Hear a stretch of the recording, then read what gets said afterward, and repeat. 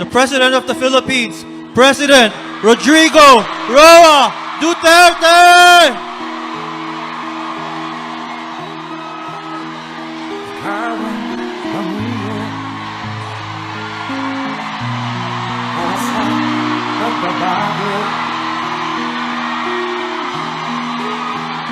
Awana ang bayan ko sa magnanakaw na tao.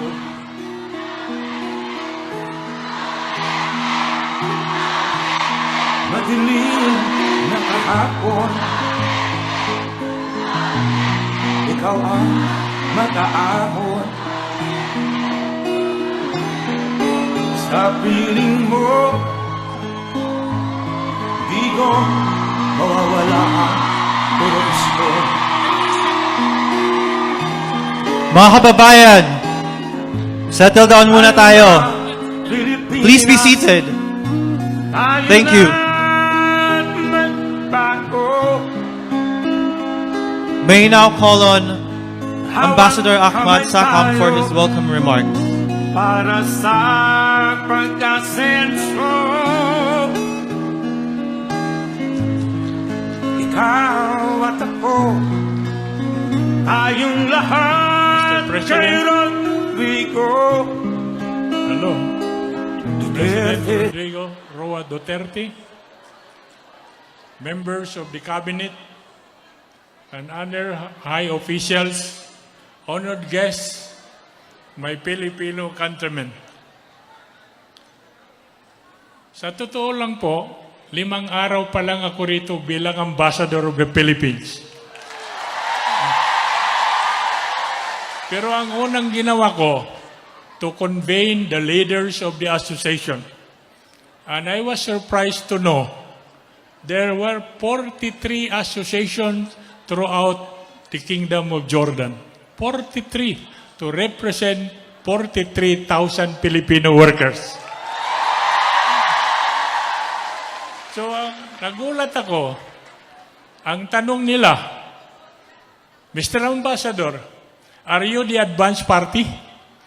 I told them, no, sir. I am now your ambassador.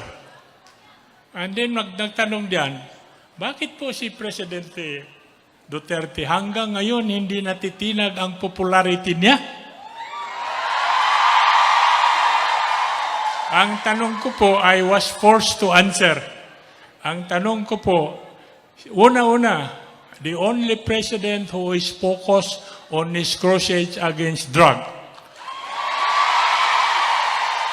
Ang sabi niya, ang Pilipinas ay hindi uunlad if there is that danger of drug. Not just this generation, but the future generation of Filipinos. Pangalawa, gusto niya ang Filipino people in the cities, in the villages, and in the town makatulog ng mahimbing in his relentless fight against crime. Number 3 po, the graft and corruption in the government that besits our bureaucracy. Gusto niya, tigilan yan. Kaya, pangatlo po yan. And then pang-apat, is this radicalism and extremism that is creeping throughout Southeast Asia. These crimes recognize no border. It's going now to Mindanao. And I'm happy to report, as you must have read in the paper, that the President has signed the Bangsamoro Basic Law. It is an organic law that is signed to unite Luzon, Visayas, and Mindanao. No more destruction. No more senseless destructions of properties and loss of life. Ang pang-apat po is vision for the country to move forward. That is federalism. Hopefully, in the next few days, the embassy will conduct a series of lectures starting from your ambassador about the importance and benefits of federalism. That is the main vision of our president. Because to him, that is the solution for our country to move to the future. And finally, my fellow countrymen, ito ang gusto ni Presidente. tumindig kayo ng matwid, taas noo, harapin niyo ang lahat ng mundo, at be proud to be a Filipino. Yan po ang crusade ni President Rodrigo Roa Duterte. Mr. President, and your distinguished accompanying delegation, your visit here is a momentous event. It is history by itself. This is for the first time ang kauna-unang presidente na bumisita rito sa Kingdom of Jordan. For the first time, kasama niya ang mga pinamagagaling niyang mga cabinet members.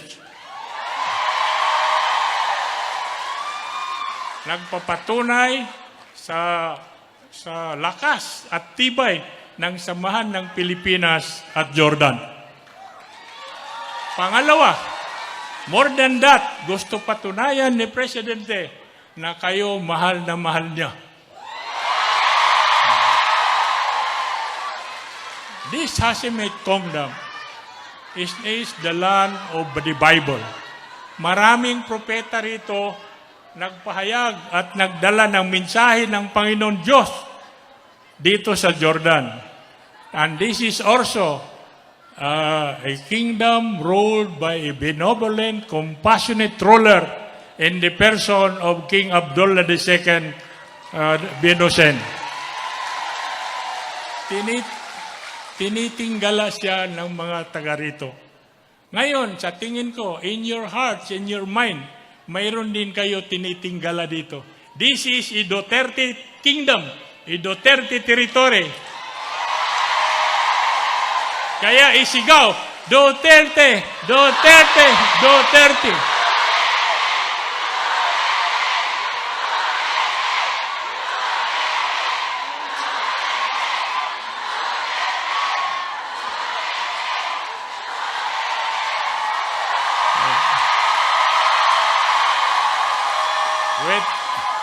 With that thunderous applause and voice of our people, Mr. President, and your accompanying delegation, I welcome you to your kingdom and to the Hashemite kingdom of Jordan. Salamat po.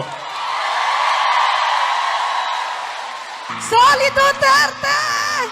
Woo! Thank you.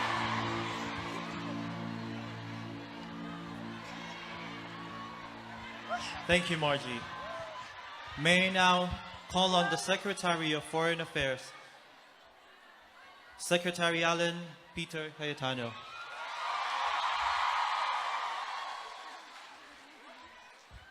Mga kababayan, ang mahal natin at nagmamahal sa atin Pangulong Rodrigo Roa Duterte.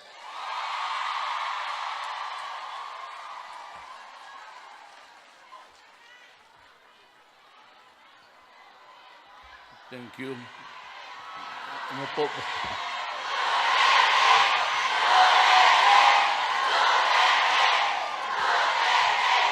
Kindly sit down and thank you for your courtesy. His Excellency Hosni Shayab, Member of the Jordanian Parliament, Foreign Affairs Secretary Alan Peter Cayetano and his wife, Mayor Maria Laarne Cayetano, the Mayor of Taguig, Rizal. Ma'am, tumindig ka.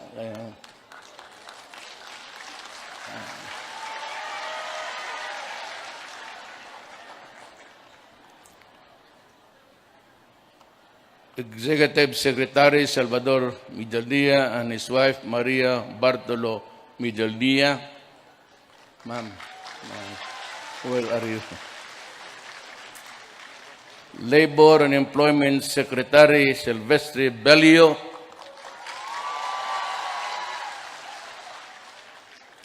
National Defense Secretary Delfen Lorenzana and his wife Edeta Lorenzana. Trade and Industry Secretary Ramon Lopez. Transportation Secretary Arthur Tugade and his wife Maria Soledad Tugade. National Security Advisor Hermogenes Esperon, Presidential Spokesperson Harry Roque and his wife Myla Roque, Chief Presidential Legal Counsel Salvador Panelo,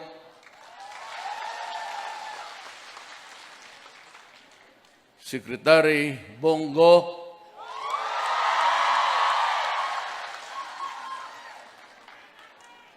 sabi niya, gusto raw niyang tumakbo sa pagkasenado. Sabi ko, tingnan natin muna, Bong, ha? Kasi mahirap yung istorya na yan. Pero kung papayag ang mga Pilipino sa Jordan, pwede siguro.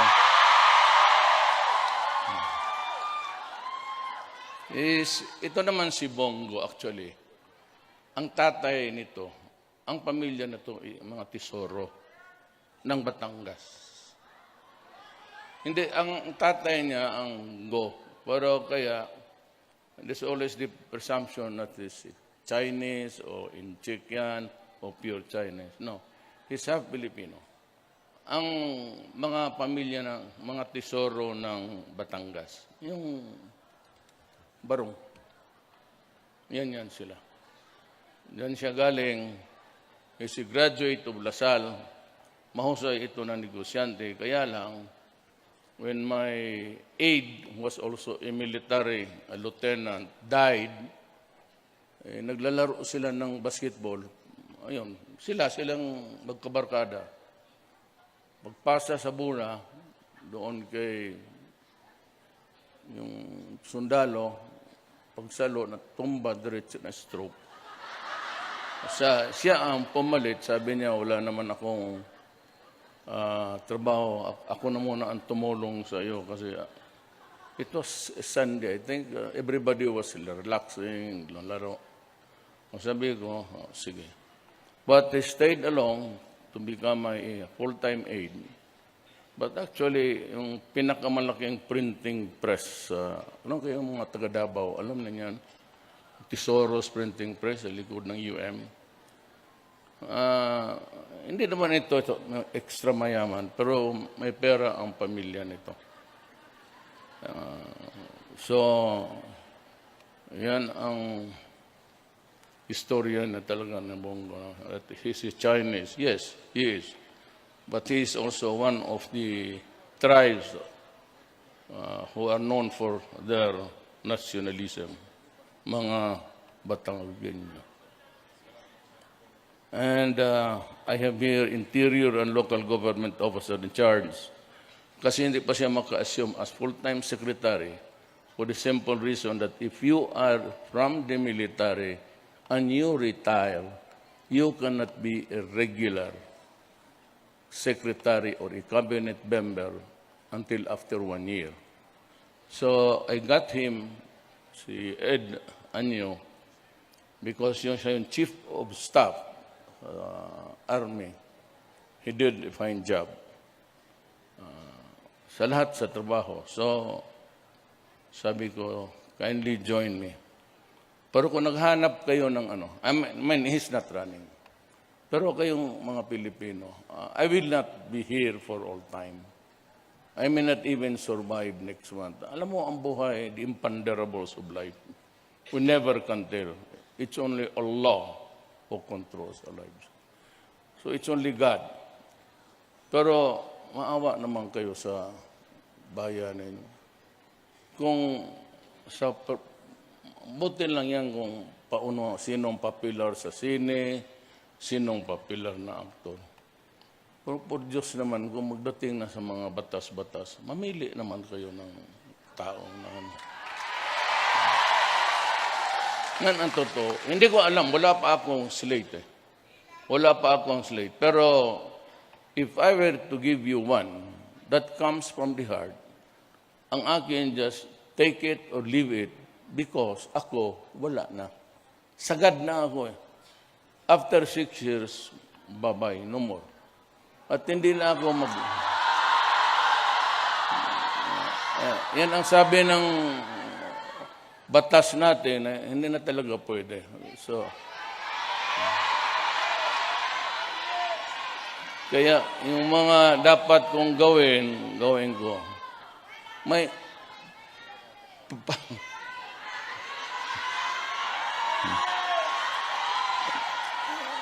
Saka may isa pa ito. Is a lifetime. Pareho kami ng tatay. His father was mayor before ng Olongapo. My father was also the governor of Davao. Isa pa yung Davao. When my father died, they divided Davao into several pieces. Gerrymandering para mabigyan ang lahat ng leaders ng pwesto. So Davao was very big. So they divided into the main Davao City. Yung mayor ngayon, yung anak kong babae, yun ang bubugbog ng sheriff. Yun. Then, Davao Norte, Davao Oriental, Davao Occidental, Davao del Sur. Yun ang distribution ng Cumbal Valley. But it used to be a huge province. Mabutit na rin para yung makalimutan yung taga-Oriental. Ang layo eh. So, ganun ang nangyari. But, you see, Ed Anyo, if I can just say a few words about him. Military to. Nilagay ko sa DILG kasi ang problema natin droga. And I cannot just trust itong magkuha ako ng politiko. Kasi magtawag-tawag. Hindi ka pwede dito sa mga militar ng gano'n. Ang mga politiko, baka pa nila yan. Kaya nagkaroon ng listahan na may mga mayor na sabit. Simply because pagka may nahuli, tinatawagan nila yung military o police, i-release nila. Mabutit na lang ngayon, nanalo ako dahil talaga sa inyo. Walang partido. Wala bang nasyonalista, liberal, wala. Basta dito mo makita outside of the Philippines ang effect ng talagang free will ng tao. Lahat ng OFW nag-landslide ako. Even in America. Wala mang partido doon.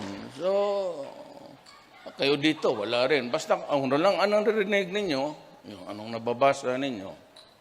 Ako basta 5 lang. Bilisan ko lang. Kasi wala man akong pera pang TV. So, basta yung presidential debate, wala akong commercial. Every intermission, sa bagay, si Rojas, 4 na beses umihi. Sabi ko, pabalik-balik ka sa, na-nervyos ka, Mar.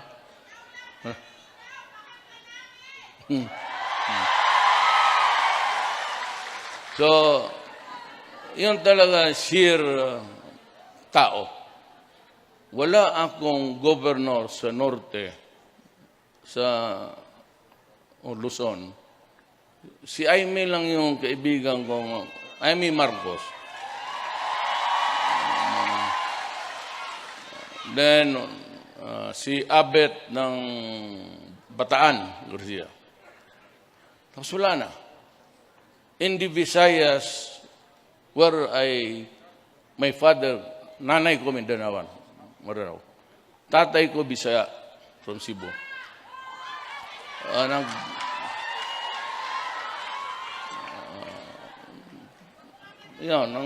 Nag-mixture ko sa Kukwentuhan ko lang kayo yung Then, tapusin ko lang ito, si Mayor Richard Gordon.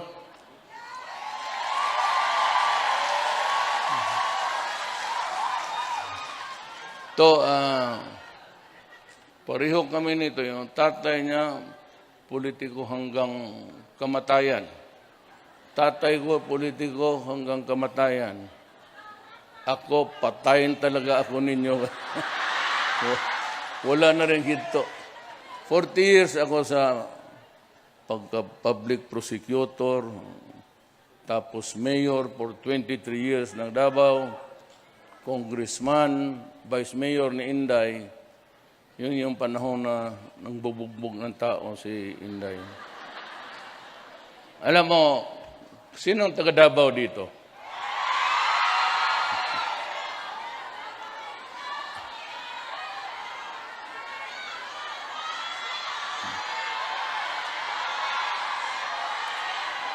Alam mo, alam ninyo nung na mayor ako, sabi ko, hanggang alas 2 yung inuman, pati kantahan dyan sa Torres. Sabi ko, sabi ko, there has a time to sing and dance and a time to sleep. Yung Torres na yan, sa Matina, harap ng Ateneo, puro maingay yan. Sabi ko, alas 12, sabi ko, ngayon, alauna na lang. Wala nang inom, walang sigarilyo, hindi ka na makabili ng alak, halos wala nang paputok sa New Year, ibang putok na lang ang gamitin ninyo.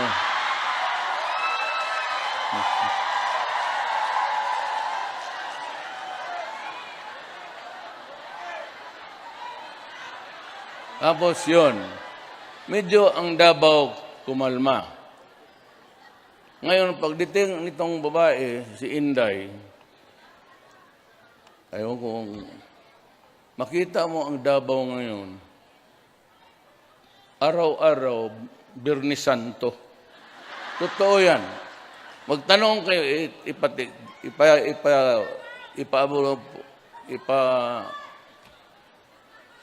ipapoto mo sa malinis ang daan, wala kang makitang tambay. At ngayon, alas 12 na. Binabaan talaga ni Inday. Sabi niya, pag nagreklamo pa kayo, gawain ko yung alas 10 lahat para sa inyo. Kaya ang Davao, tahimik. Wala nag-istambay. Mauwi kayo. Tingnan nyo. Wala yung gabi na mag-standby sa kanto, gano'n. Baski magkain ka ng balot, sabihin ka ni Inday, ubusin mo yung balot, kumain ka na sa inyo. Huwag kang mag-standby dyan. Kaya yung mga taga-Davao, sabi, mas mabuti yung panahon ng tatay, kaya medyo may ano pa tayo. Wali, sinabi ko kay Inday, na day yung mga taga-Davao, medyo na sila. Sabi niya, mabuti yan pa. Mabuti yan kasi tahimik ang siyudad ko, wala akong problema, tulog lahat, makatulog ako. Walang tumatawag sa akin ng hating gabi, may nag-rumble dito, may patay doon. O, di sabi niya, katulog tayong lahat, di okay na. So, okay ang Davao. Kami dyan, we live as brothers and sisters, mga kapatid nating Moro. Wala akong problema at naniniwala sila sa amin, maybe because of the lineage. But one of my sipulong, magkapag-asawa ng Moro lady, ang tatay, Tausog, ang nanay Maranao. So may isang, ako sa branch ng mamili ko na puro Moro talaga. At itong si Omar, pati itong si Rodrigo, kapangalan ko, magsisimba talaga ng moske yan. So, maligaya ako na ganun ang nangyari. Pero tapusin ko muna. I'll just few words bago tayo maghiwalay-hiwalay. Congressman Antonio Florendo.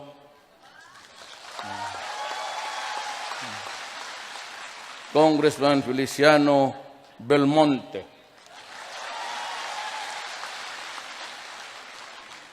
Congressman Anesito Bertiz. OFW, party list yan siya. Congresswoman Divina Grace Yu, former Senator and former Foreign Affairs Secretary Salvador, Affairs Secretary Alberto Romulo.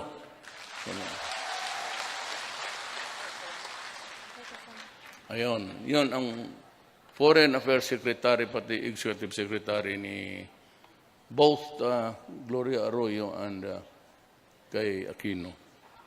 Ngayon sa akin, SSS siya,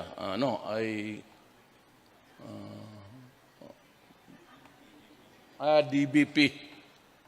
Yung DBP pala siya yung presidente ng bangko. Then, may isa pa, si Congressman Villafuerte, Bicol. And of course, the last, pero kilala man nga ito, si Ambassador Ahmad Sakam. Comes from Hulo. Ganito yan. Many years ago, ang tatay ko, punta kami ng Cebu. Kasama na nanay. Maliit pa kami. Danau was being controlled by just one family. Isang butika, isang bangko, hanggang ngayon. Even in Visayas, in Leyte, wala rin ako involved. Walang politika sumuporta sa akin. Ni isang kagawad o barangay captain. In Mindanao, I had the support of Congressman Nograles. Nag-away kami ng tatay, pero kasi yung asawa niya, pinsan ko. So yung anak na, hindi ko naman masikmura na pati yung mga ikalat ko yung away doon sa mga anak namin. Ayaw ko. Gusto kong mahinto na total politika lang naman yan. Pero I never lost an election in Davao. Tuloy-tuloy ako. Nung na-mayor ako, diretso-dito na ako hanggang presidente. So, ang tinatanong ko kay Allah, anong purpose ko sa buhay? Wala akong leader, wala akong pera. Ewan ko kung sino nag-file ng kandidatura ko. Pero, alam mo, after the elections, I got almost,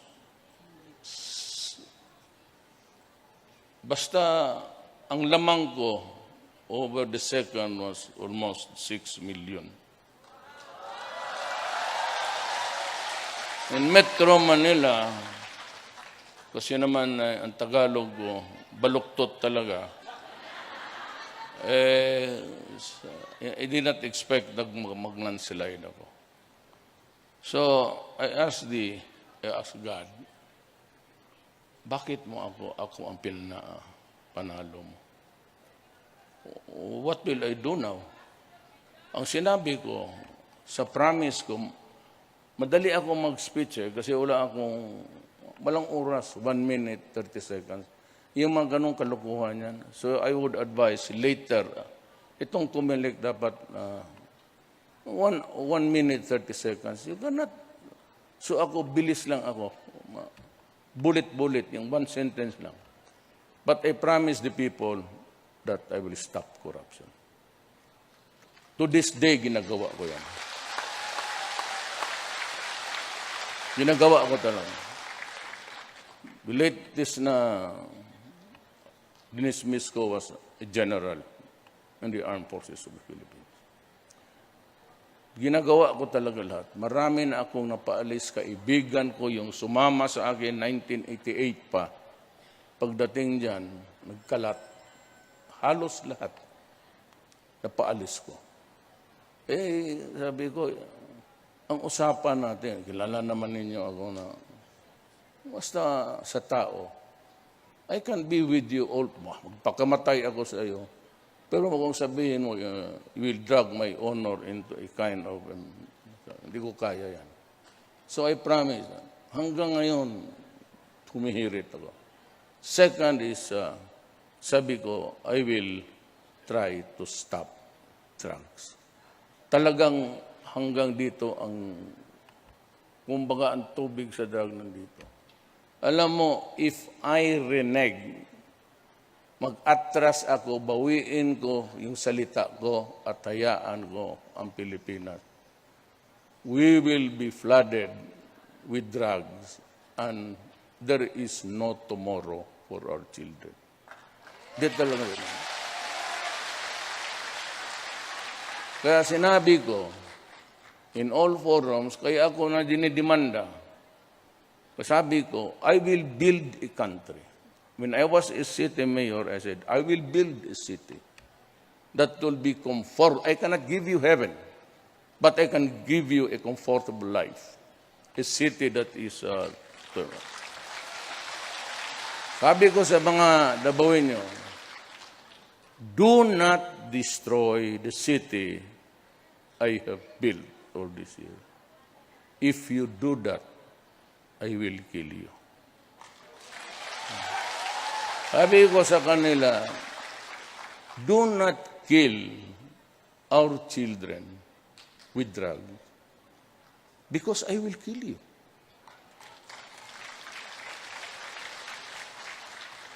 Ito namang human rights. I don't know. Pagsabi lang kasi sila, malaman naman ninyo. Kung hindi ba na loko-loko yung mga tao. Oh, ito yung pinatay ni Duterte. 4,000. Samantalang ang namatay sa akin na pulis, umabot na ng 3. Basahin ninyo yung ano ninyo ngayon. Kagabi kahapon may 2 pulis na tinaga. Sa Pasay may 1, so 3. All over the country, mga 4 or 5. Soldiers and policemen killed in the drug war. Ano pa naman gusto nitong mga sabi ko, mga bugok yan eh. Huwag kayong makinig dyan sa mga do not mind them. Sabi, pakulong ako. Di pakulong. Wala mang problema yan. Basta umabot lang ako ng airport ng Jordan, okay na ako.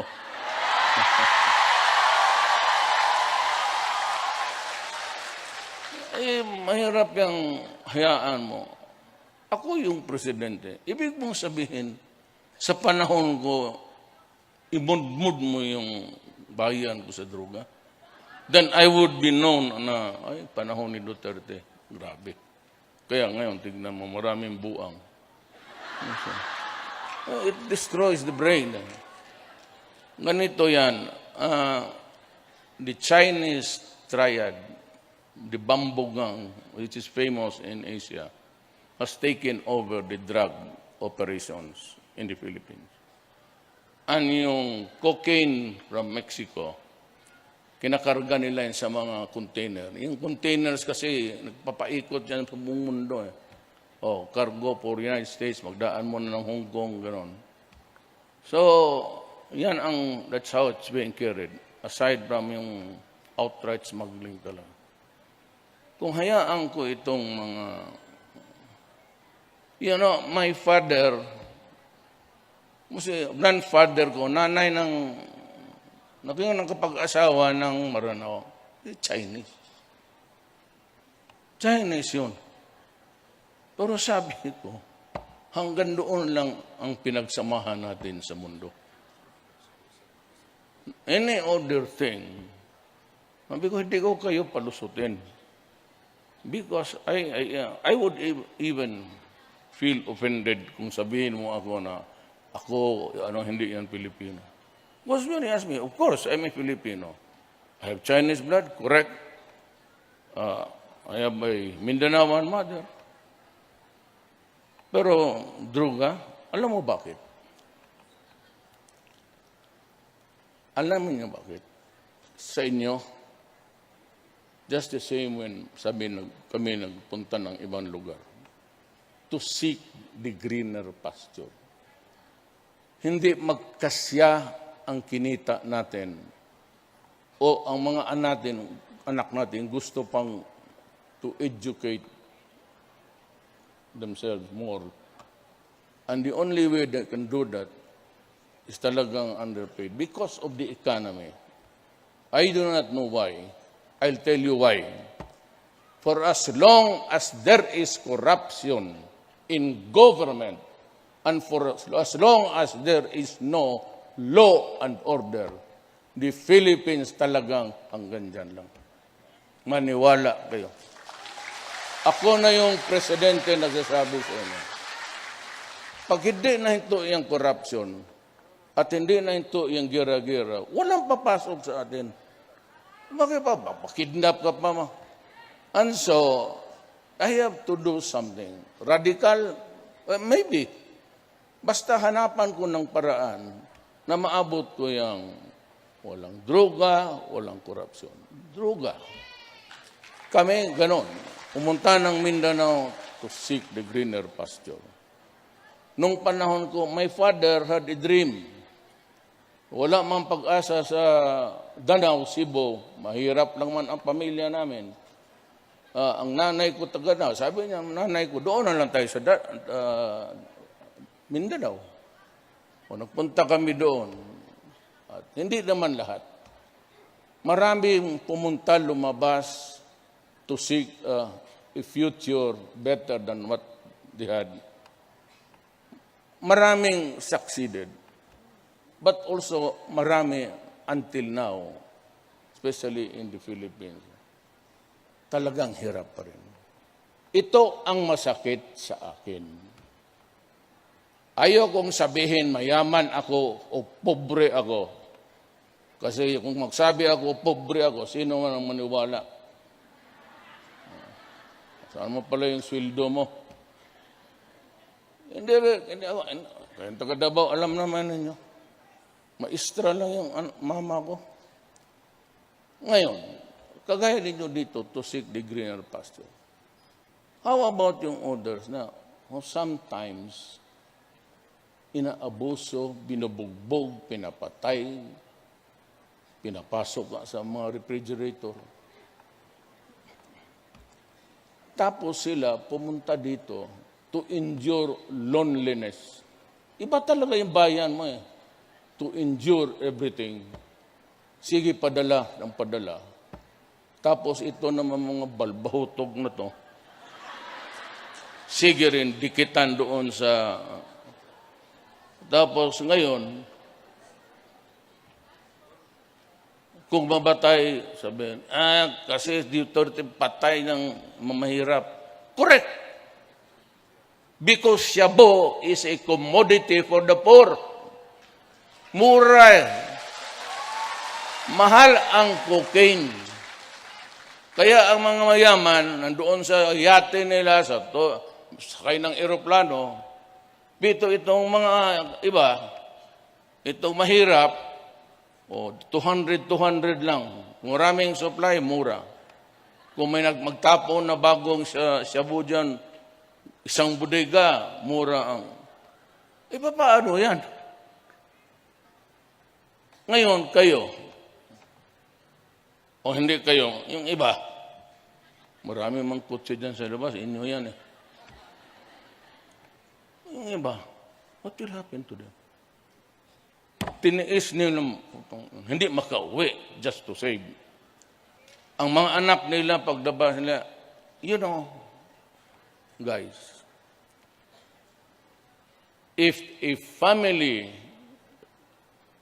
loses a father because the father has to go out of the country to work, that family is dysfunctional. Maglaki ng walang tatay. Or walang nanay, there is no, wag ganon rin, dysfunctional. Yung iba naman sa kahirapan, mapilitan, iiwan sa mga kapatid, iiwan lang sa mga kapitbahay. Tapos, magtrabaho dito, magtrabaho kung saan, pag-uwi nila, nakita nila ang anak nila basag na nabuang. So, asan mo ilagay ang... Kung ikaw ang presidente, baski na sabihin mo, pangkampanya lang yan. Ay, yung mga ulol. Ganito, gano'n ang... So, mga tao, yan, gawin ko, yan, gawin ko. Tapos, wala na. Pag sinabi ko, ako putang ina, patayin na talaga. Pinatapos.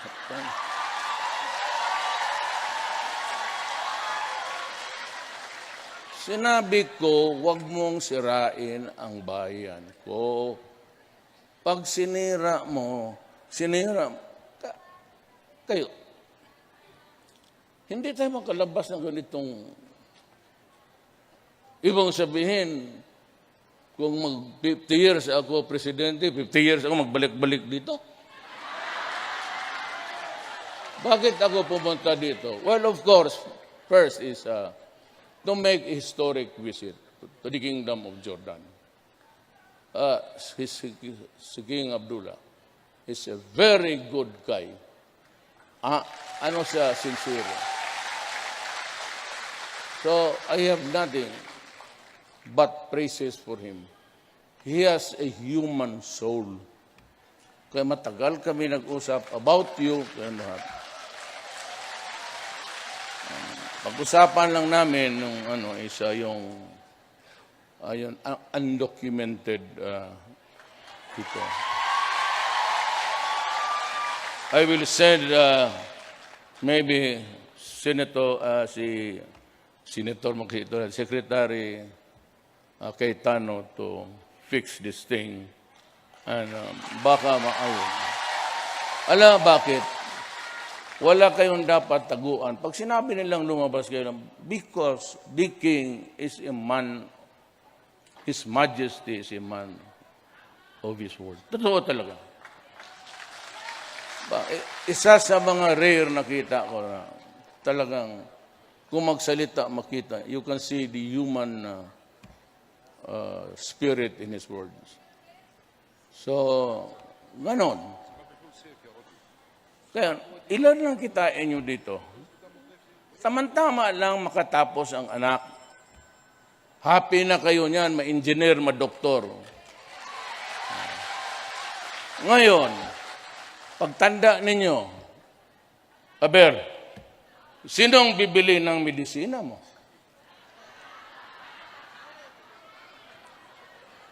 Yung mga lolo natin na namatay, sino nakita natin nakapakain ng lugaw? Tayo. Anong ginawa nila sa atin? Because they took care of us when we were young. So pag tanda nila, balik tayo. Baliktad na naman. Ngayon, kung yung mga anak natin are rendered inutile or rendered useless to society, buang, anong tingin mo pag kailangan mo ng ma-hospital someday when you are 77, 78 years old?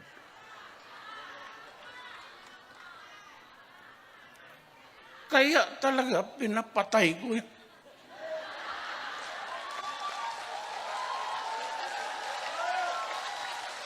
Kaya mo na ako na makulong. Isang Pilipino, okay lang yan. Kung malibre ko lang lahat ng pamilya by going to prison, I'll go to prison.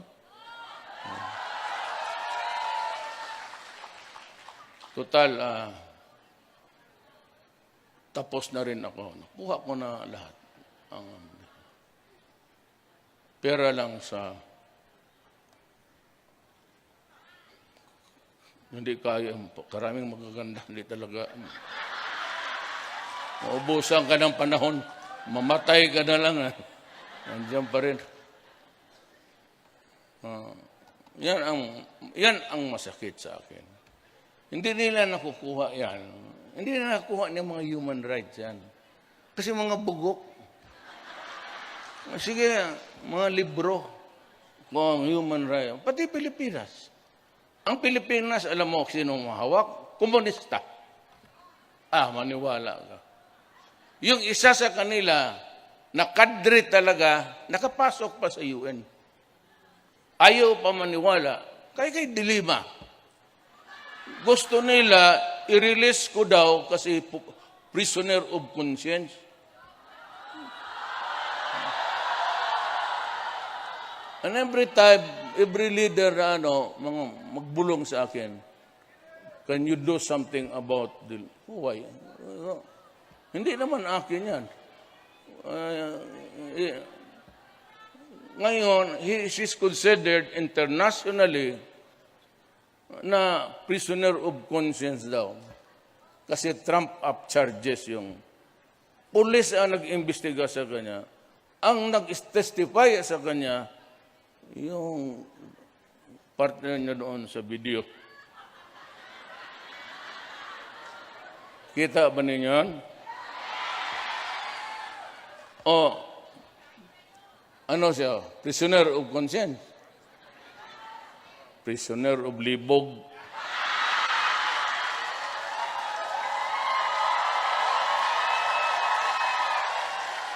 Ako pa yung kontrabida ngayon, kung ano na lang inabot ko para gawain ang trabaho ko.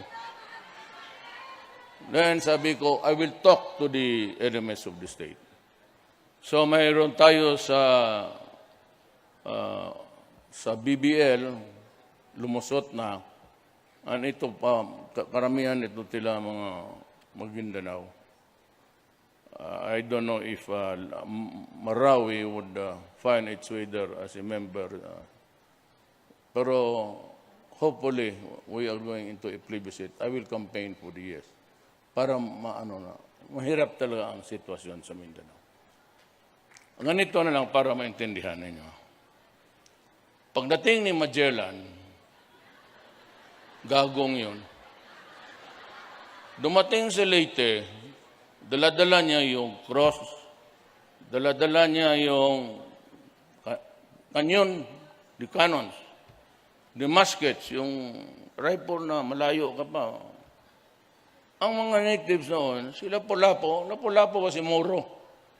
Sila lapu-lapo, nagpayag, sino ba itong mga banyaga na ito, sikat dito punta?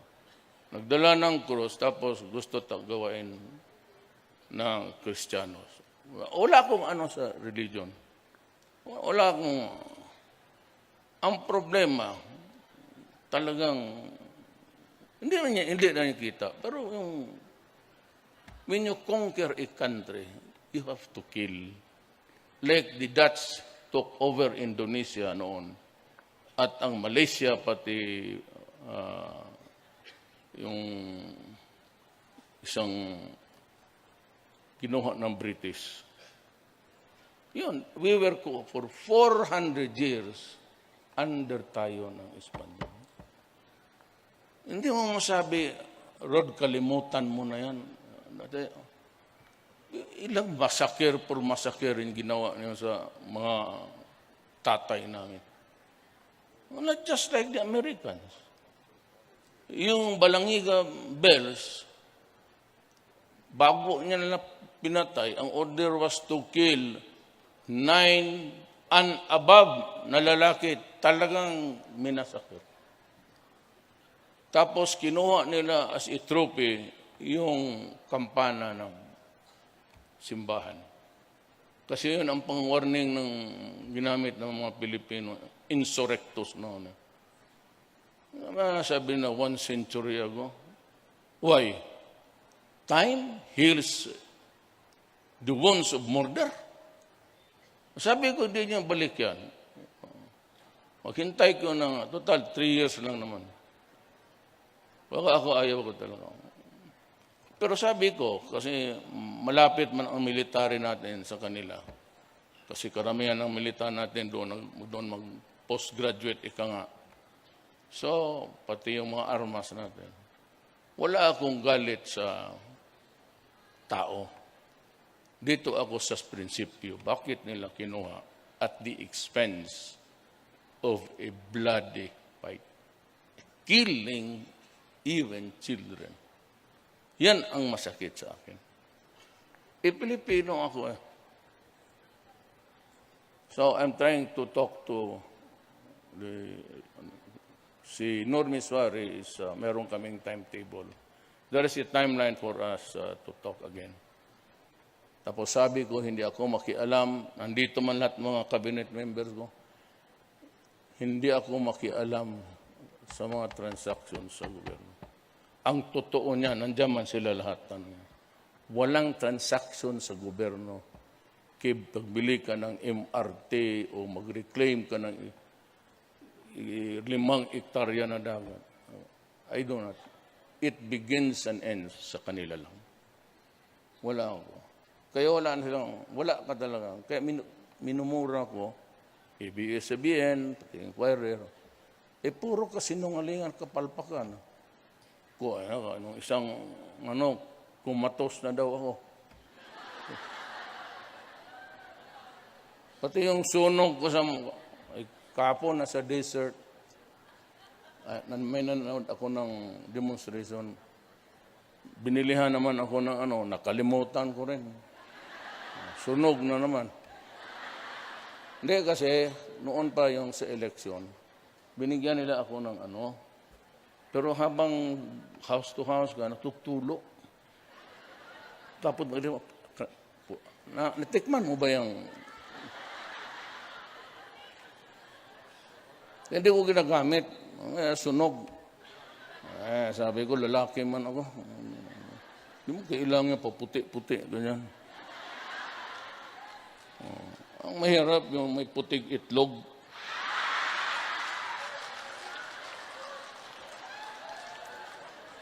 Nakabiraw. So yan. Tapos, sabi ko, we will try.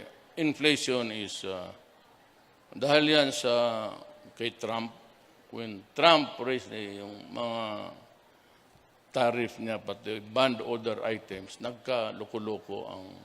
I am not apologizing. There is really inflation in the Philippines, and we are trying to control it. Wag kayo, I'm no better than the rest of the... Mas bright yon sila. Ako yung presidente na medyo, hindi naman ako cum laude. So, hindi ka ako nakatikim sa buong buhay ko, honestly, pati sa law. Umabot ako ng 88, gano'n. Pero, yung 90 miles per hour, makikita mo yung sa Pero sa akin, wala. 75 lang yung nanay ko. Kaya itong taon na ito, ang target ko is 75. So, sabi ko sa mama ko, Ma, sabi niya, ano ba ito, Rodrigo? Wala na ba talaga itong, sabi ko, Ma, bigyan mo man ako 76 bukas. Anuhin ko man yung 6. Total, ang 5, akyat naman ako. Dahan-dahan lang, good. Kaya 7 years ako natapos sa high school. Ilang. Doon kinuha ng mga sa Department of Education, doon nila nakuha yung style na K-12. So naman, pag-presidente yan. Katagtubig.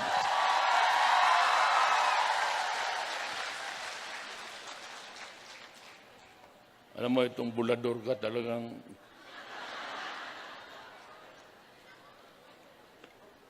Wala talaga. Kasi tignan yung record. Wala akong pagyabang sa inyo. I mean, academically, I have no.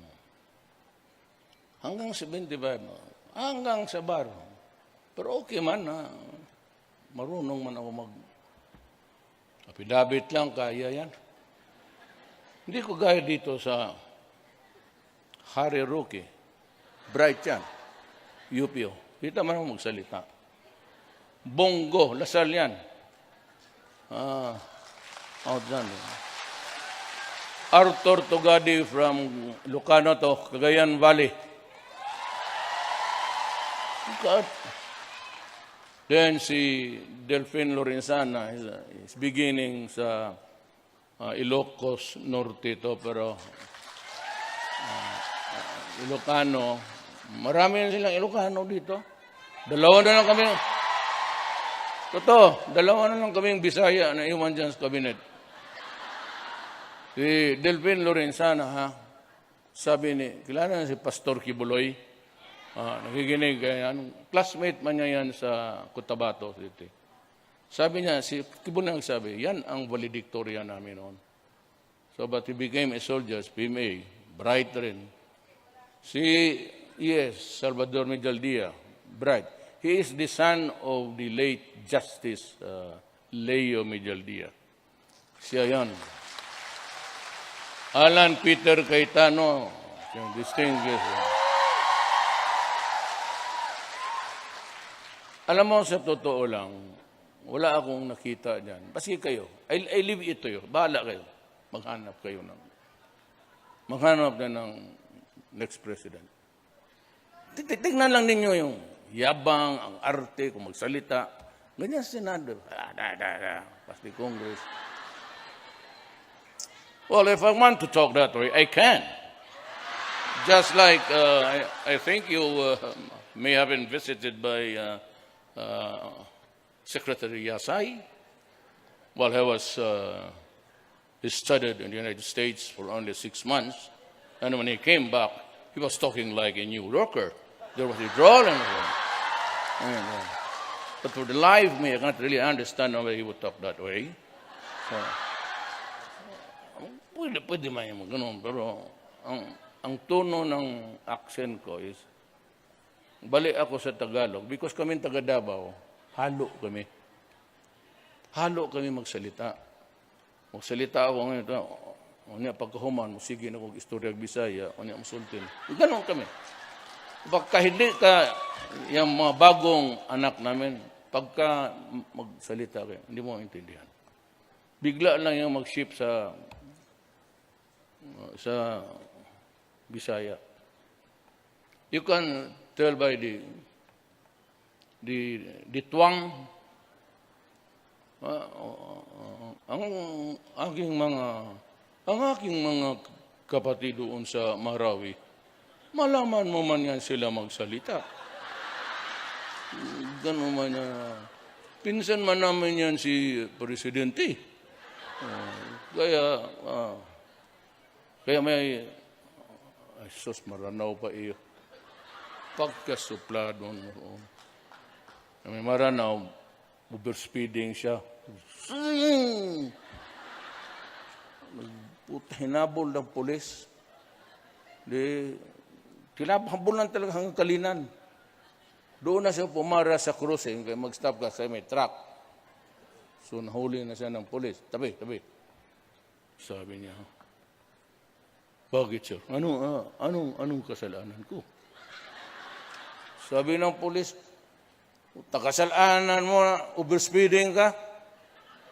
Sabi niya, hala, ako ang overspeeding? Oh, bakit ako mag-overspeeding? Ikaw man overtake sa akin, ngayon ako ang overspeeding.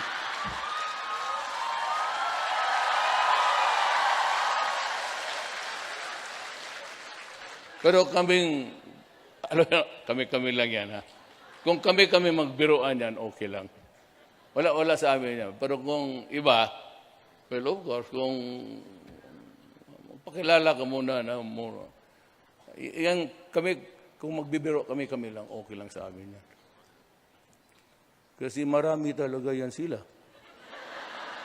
Bakit mo malaman? Magpunta ka doon sa Abra. Maghanap lang ako ng mga Muslim.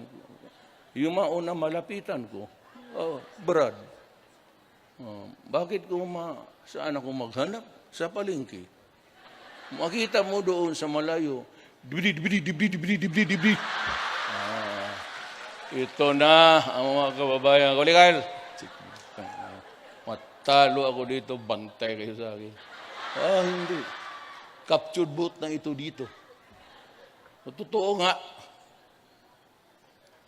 So,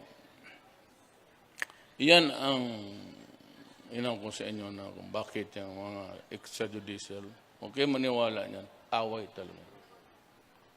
Basahin ninyo, total may ano man kayo. Bakit ako namamatayan ng pulis pati sundalo? O kung hindi lumalaban. Ang gusto kasi na pinatay na nakaganon o nakatali, walang pulis pati military. Gano'n. Yung balot-balot, yan yung plastic, yan yung kalaban nila sa hindi nagbayad. Kaya hindi nag-remit, away nila yan. Bakit kami magastos ng plastic, balutin pag ina? Bariling kita sa ulo, iwanan kita. Balot-balot pa ng plastic. Ang gawa ng mga mafia yan. sinunod nila dito. But the drug problem is much, much worse than ours. So, ang problema dito is one, I said, I'd like to thank again the King, His Majesty, the King Abdullah, for being so kind to invite me and for being kind to my people.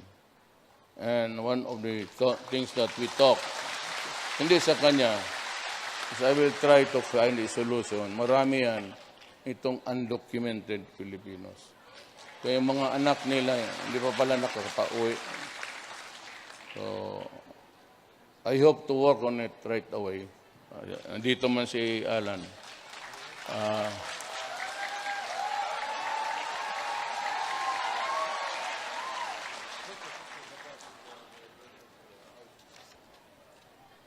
Sandali ha kay, bago ako mag-alis, nandiyan kasi nang gumawa nito, pero 2 pages lang rin, unsaman. Pero para hindi, sinong babae ba nang gawa niya? Ikaw, Rocky? Baka magsama ang loob.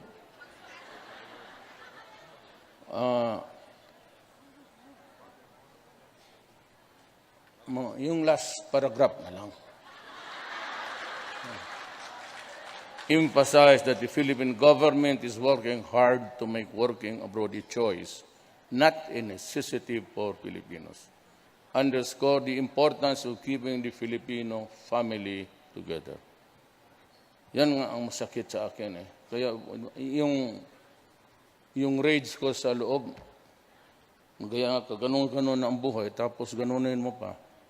Encourage overseas Filipinos to take advantage of programs for self-improvement and training offered by the Philippine Embassy and various organizations in Jordan or in the Philippines.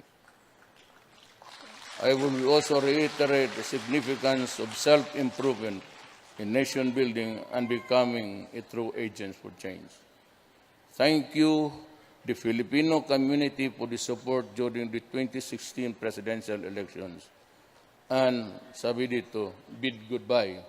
So goodbye. Sabi niya, I won here, 73% of you voted for me. So I will remember that for all time. And kung hindi ako bayad ng utang ko sa inyo, I hope in a little way, si Inday, Mayor man, she might be in the future, pwede man ninyong malapitan. Inday is good. Marunong yan. Marunong, magsipa, lahat marunong talaga. In the family, siya yung alpha. Sa Davao, alam nila yan. Siya yung alpha, yung tigas-tigas. Yung maliit pa hanggang lumaki, mga anak, kapatid niya. Siya lang kasi yung babae, but she's also the one nakita ko that's really, half Jew yan. Nanay niyan, Zimmerman. Okay. Mistisa, hindi talaga. Pero ako, lang ako, utusan lang ako. Kaming lang, we are workers of government. Kaming lang, workers of government, and are paid by the people to serve and work for you. My oath of office says that I have to protect the people and preserve the Republic of the Philippines.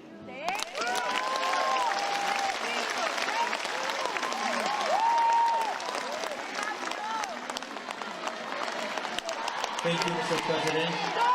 May we invite you for a group photo op together with the Filipino community in Jordan.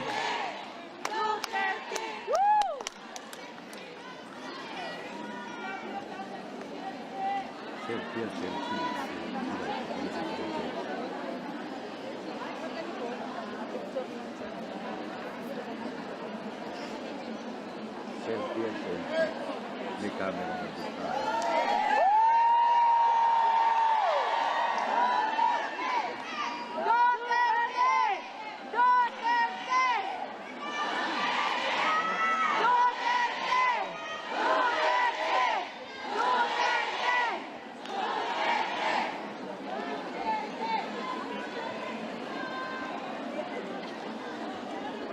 Salamat, Tatay Digong! Thank you, Mr. President. And thank you to all the Filipino community in Haman, Dead Sea, Aqaba, and Jordan.